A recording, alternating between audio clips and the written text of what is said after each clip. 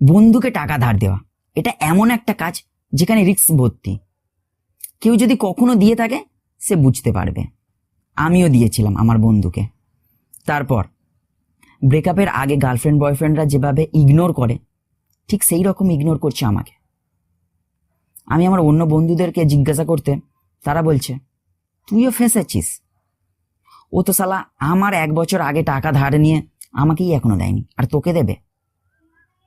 1 মাস পরে আমার সেই বন্ধু ফিরে এসে আমাকে এমন ভাবে ফোন করে বলছে,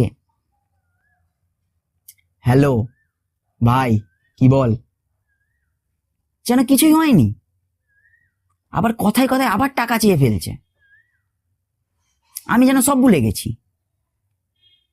উল্টে আমাকেই বলছে কি কয়েকটা টাকা দিয়েছিস, হ্যাঁ, তাতে এরকম করছিস?